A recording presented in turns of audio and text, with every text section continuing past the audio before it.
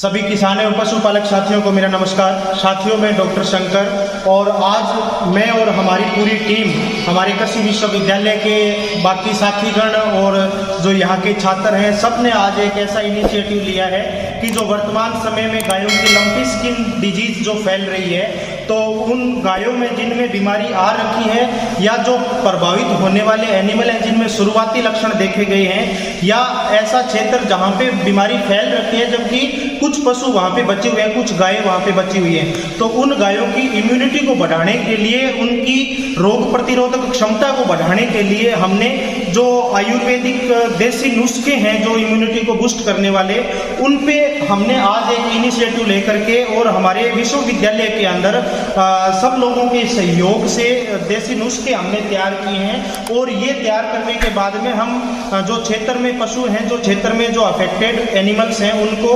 खिलाएंगे ताकि उनके शरीर के अंदर जो इम्यूनिटी क्षमता है वो बढ़े। तो आइए आपको एक बार हम हमारे जितने भी सामान है, जो सामग्री है, इससे आपको अवगत करवा देते हैं, दिखा देते हैं कि कितना कितना हमने कौन सा मटेरियल लिया है। इस आधार पे आप पशुपालक भी अपने पशुओं को इस तरह से सामान, अपना जो घरेलू सामान है, इसको तैयार करके पशुओं को खिला सकते हैं, जिससे पशुओं की रोग प्रतिरोधक क्षमता है वो बढ़ेगी। तो सबसे पहले, जैसे आगे आ जाइए, पास में आ जाइए। सबसे पहले जैसे आप देख सकते हैं, ये गुड़ है। गुड़ को हमने छोटे छोटे टुकड़ों में तोड़ लिया। गुड़ का बिल्कुल पाउडर नहीं बनाया है, क्योंकि ये ऐसा गुड़ रहेगा, बाद में इन सब मटेरियल को हम मिक्स करके छोटे लड्डू बनाएंगे, वो भी हम आगे आपको दिखाएंगे। पर ये प्राइमरी सब चीज़ें हैं। गुड़ हमने टोटल मटेरियल हम 10 किलो तैयार कर रहे हैं, जिसमें गुड़ हमने 3 किलो गुड़ लिया है। आगे आइए।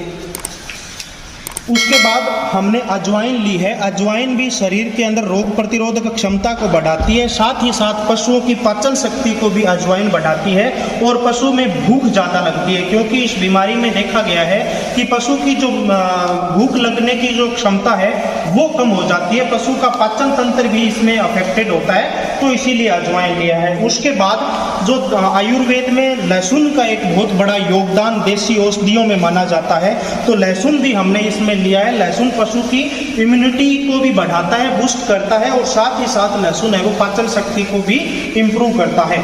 उसके बाद आप आगे देखेंगे तो हमने यहाँ पे काला नमक और सेंधा नमक लिया है। काला नमक और सेंधा नमक इसीलिए कि काले नमक और सेंधे नमक से पशु की पाचन शक्ति में सुधार होता है, और नमक का उपयोग करने से पशु है वो पानी ज़्यादा पीता है। और इसमें जैसे देखा भी गया है कि पशुओं में डिहाइड्रेशन की कंडीशन हो रही है, क्योंकि पशु ना तो चारा खाते ना पानी पीते, जिस वजह से भी पशु अपने आप में कमजोर हो जा रहे हैं, तो इसीलिए नमक का भी उपयोग किया गया है। उसके बाद में सबसे अच्छा जो इम्यूनिटी बूस्टर का जो काम करता है, हल्दी। हल्दी एंटीबायोटिक भी है, हल्दी एंटीसेप्टिक भी है। यदि हल्दी को इस बीमारी में जो शरीर पे गांठें हो रही है, फफोले हो रहे हैं, फूट रहे हैं, घाव हो रहे हैं, उन पे यदि हल्दी को सीधा ही पशुपालक लगाते हैं तो ये इम्यूनिटी को बढ़ाने के साथ साथ में एंटीसेप्टिक का भी काम करती है, जिससे पशु के जो घाव हैं वो जल्दी ठीक होते हैं। उसके बाद आप देख सकते हैं, पास में लेके आइए कैमरा। काली मिर्च हमने ली है। काली मिर्च एंटीबायोटिक का भी काम करती है और पशु में रोग प्रतिरोधक क्षमता बढ़ाने के साथ साथ में उसकी पाचन शक्ति में सुधार करती है।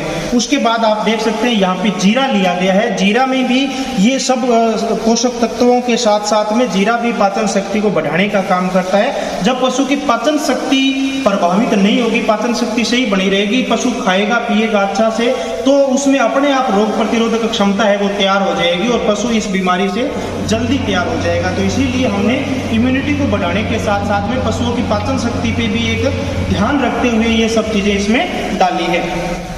आगे जैसे इसमें देख सकते हैं मेथी लिया है। मेथी ये साबुत मेथी है। इस मेथी को हमने हल्का भून करके और इसका मोटा आटा बनाएंगे। मेथी इसलिए रखा गया है क्योंकि मेथी प्रोटीन का एक अच्छा सोर्स है, और प्रोटीन जब पशु के शरीर में जाएगा तो उससे पशु के शरीर का एनर्जी का लेवल है वो थोड़ा बढ़ेगा और उसमें रोगों से लड़ने के लिए क्षमता पैदा होगी। इसके बाद यहाँ पे बाजरे का आटा।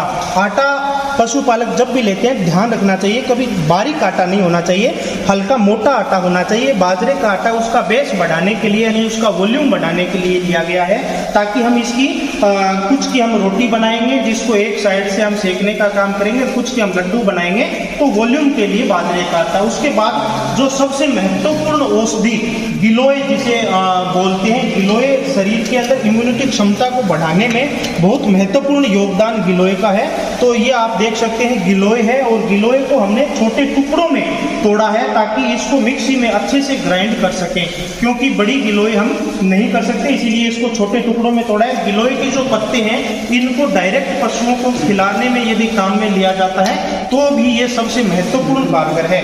और मैं पशुपालकों से कहना चाहूँगा कि गिलोय, और आप आगे जैसे देख सकते हैं एलोवेरा यानी ग्वारपाठा जिसे कहते हैं, तो गिलोय और एलोवेरा को यदि आप पशुओं के चारे में भी साथ में मिला करके यदि खिलाते हैं तो ये दोनों ही चीज़ें बहुत ही महत्वपूर्ण है।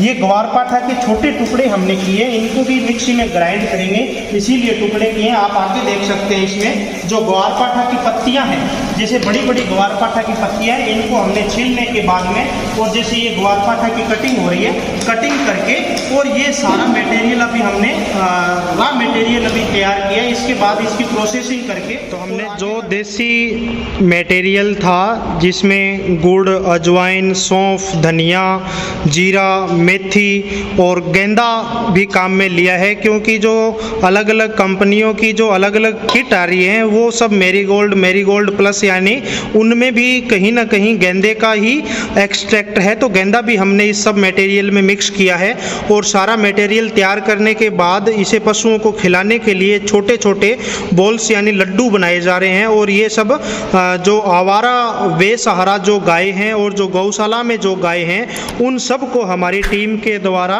ये खिलाया जाएगा, और पशुओं के अंदर इम्यूनिटी को बढ़ाने के लिए और उनकी पाचन शक्ति को बढ़ाने के लिए ये सब चीज़ें तैयार की जा रही है। ये जैसा कि आप देख सकते हैं अलग अलग यानी पूरे कम से कम 10 से 12 किलो मटेरियल से ये छोटे छोटे बॉल्स लड्डू तैयार किए जा रहे हैं, क्योंकि ज़्यादा बड़ा यदि लड्डू होता है तो वो पशु को खाने में आसान नहीं रहता, और इसीलिए छोटा लड्डू तैयार करना चाहिए हमेशा। और छोटा लड्डू कोशिश करनी चाहिए कि पशु खुद से खाए, प्रेशर से भी नहीं खिलाना चाहिए, क्योंकि छोटे लड्डू है तो इसे पशु आराम से आसानी से खा सकता है।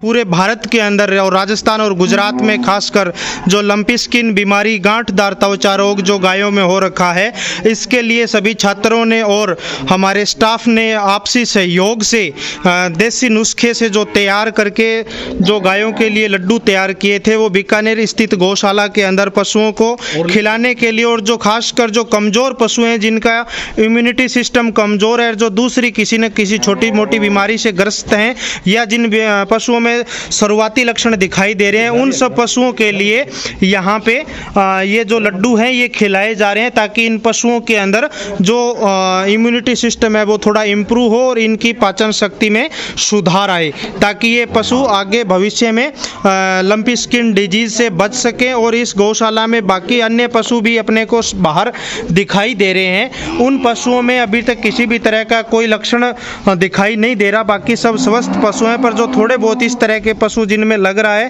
कि इनमें लक्षण शुरुआती हो सकते हैं या कोई दूसरी बीमारी से ग्रस्त पशु हैं, तो उनको एक अलग से यहाँ पे शेड बना करके और रखा गया है। उनसे इन सब पशुओं का अलग से प्रबंधन भी किया गया है। जैसे कुछ एक पशुओं में अपने को यहाँ पे भी शुरुआती लक्षण है वो दिखाई दे रहे हैं, पर ज़्यादा अभी तक यहाँ पे बहुत ज़्यादा बीमारी फैली हुई नहीं है इनमें। जैसे अपन कुछ देखते हैं, जैसे कुछ पशुओं में, जैसे ये सामने जो गाय है ये बैठी है, इसमें अपन शरीर पे ध्यान से देखेंगे तो छोटे छोटे फफोले से अभी अपने को दिखाई दे रहे हैं। ये एक प्राइमरी स्टेज है। इधर दूसरे इस बछड़े में अपन देखते हैं तो ये अभी रिकवर हो रहा है, इसमें जो गांठें हैं वो फूट करके और दोबारा से सही हो रही है। ये जो अपने छोटे छोटे घाव इस पे अपने को दिखाई दे रहे हैं। तो इस तरह से ये बीमारी अपने आप थोड़ा बहुत यदि फीडिंग का और इन सब चीज़ों का केयर किया जाता है तो रिकवर पशु इसमें हो जाते हैं। इवन 5 से 7% तक तक इस बीमारी के अंदर जो मोर्टेलिटी यानी डेथ रेट भी है। तो पशुपालकों को घबराने की कोई ज़्यादा ज़रूरत नहीं है, बस अपने पशुओं के स्वास्थ्य को बनाए रखना है। और यदि किसी पशु में टेम्परेचर है, बुखार है, तो उसे कम करने के लिए पशु चिकित्सक की सहायता से या संभव नहीं हो पाता है तो नॉर्मल जो पैरासीटामोल बड़े पशु को 3 से 4 टैबलेट दे करके यदि उस पशु का बुखार कंट्रोल किया जाता है और पशु चारा और दाना अच्छे से खाता है तो बीमारी से लड़ने के लिए उसमें एनर्जी आएगी और धीरे धीरे पशु है वो रिकवर हो जाएगा।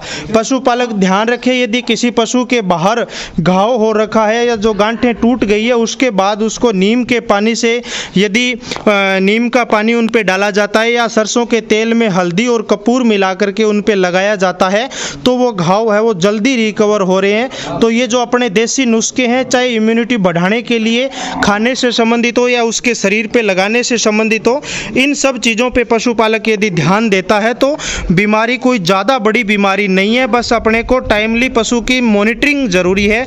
और जैसे आप देख सकते हैं कि हमने जो लड्डू बनाए हैं देसी, वो सब पशु खा रहे हैं। ये समस्या नहीं है कि पशु उनको नहीं खा रहे या उनमें हल्की जैसे अजवाइन वगैरह की स्मेल भी होती है तो भी उसको अच्छे से पशु है वो खा रहे हैं। तो एक प्रयास हम लोगों के द्वारा किया गया है और आप सब गौ प्रेमी और सब पशुपालक भी इस तरह से प्रयास करके अपने देसी गायों की नस्ल को, और जो दूसरी विदेशी गायें हैं उनमें भी खैर इस तरह के लक्षण कुछ हद तक दिखाई दे रहे हैं, पर जो देसी एनिमल है, इंडिजिनस जो ब्रीड है, उनमें ये कहीं ना कहीं अभी तक जो नोट है वो राजस्थान में बीमारी को इसको ज़्यादा देखा गया है।